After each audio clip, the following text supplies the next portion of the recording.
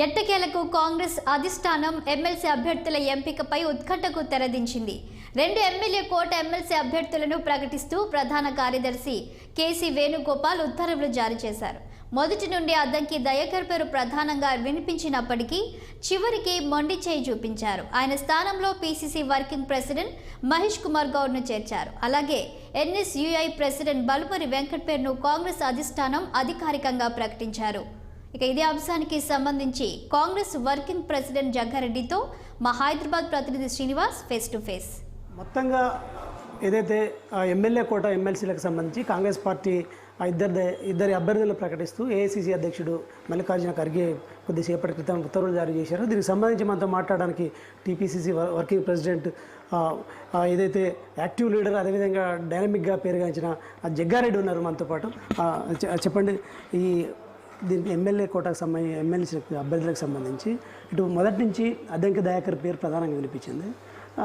చివరిలో అద్దంకి దయాకర్ పేరు తగ్గించి మహేష్ కుమార్ గౌడ్ పేరు ప్రకటించారు. కారణం ఏంటంటారు? మొదటి నుంచి కూడా అద్దంకి దయాకర్ ఉన్నాడు, మహేష్ గౌడ్ ఉన్నాడు, వెంకట్ ఉన్నాడు. ఉన్నాయి 2 సీట్లు కాబట్టి జనరల్గా ముగ్గురు ఇంపార్టెంట్ లీడర్లు కాబట్టి ముగ్గురిని పరిగణలోకి తీసుకున్నారు. ఉన్న 2 సీట్లలో ఇద్దరే ఉంటారు కాబట్టి సీఎం రేవంత్ రెడ్డి కానివ్వండి, హైకమాండ్ కానివ్వండి, ఇంత మొదలే మనకు అఫీషియల్గా కేసీ వేణుగోపాల్ గారు డిక్లేర్ చేసారు మహేష్ గౌడ్ అండ్ వెంకట్.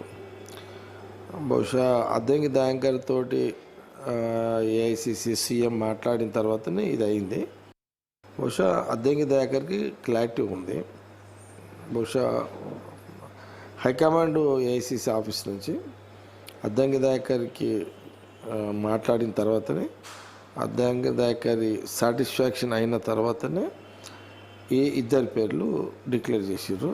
కాబట్టి ఇందులో ఎలాంటి చర్చకు తావులేదు, దీంట్లో ఎలాంటి అనుమానాలకు తావులేదు. ఇంతకుముందు అద్దంకి దయాకర్ కూడా ఒక బిల్టన్ రిలీజ్ చేసిండు. అధిష్టానం నాతో మాట్లాడింది, ఆయన సాటిస్ఫాక్షన్గా ఉన్నా. ఇక్కడ ముగ్గురం ఉంటే ఇద్దరికి వచ్చింది. ఆయనతో మాట్లాడినట్టు ఆయన ప్రకటన ఇచ్చేసిండు. కాబట్టి ఇది క్లియర్. ఇక దీంట్లో ఇంకొక చర్చ లేదు, ఇంకొక ఆలోచన లేదు. ఢిల్లీ అద్దంకి దయాకర్ సీఎం, అద్దంకి దయాకర్ నెక్స్ట్ అద్దంకి దయాకర్ ఏం కావాలి, ఏమవుతాడు అనేది అది క్లారిటీ అద్దంకి ఉంది. కాబట్టి దీని మీద చర్చ లేదు. మొదటి నుంచి ప్రధానంగా సీనియర్లు ప్రయత్నం చేశారు. ఈ క్రమంలో అధిష్టానం దగ్గర సీనియర్లే గట్టిగా తమకు అవకాశం కల్పించాలని కూడా ప్రయత్నం చేసినప్పటికీ బల్మూరు వెంకట్ పేరు ఎక్కడ వినిపించలేదు.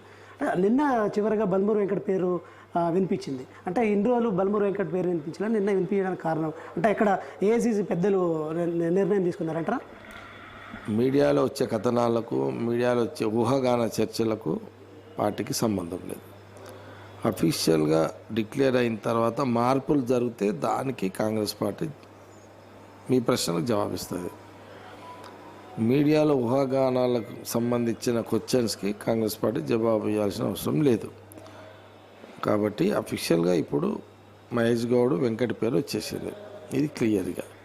ఇప్పటికే తుంగతుర్తి అంటే శాసనసభ ఎన్నికలకు సంబంధించి తుంగతుర్తిలో అద్దంకి దయాకర్కి చివరి వరకు అద్దంకి దయాకర్కి సీటు కేటాయిస్తారన్న నేపథ్యంలో చివరికి అక్కడ మొండి చేయి వచ్చింది.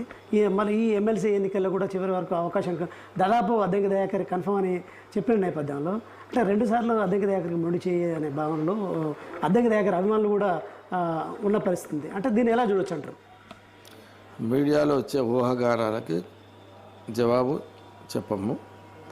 మళ్ళీ చెప్తున్నా, మీరు అడిగిన అన్ని ప్రశ్నలకు అది కాంగ్రెస్ పార్టీ జవాబు చెప్పదు.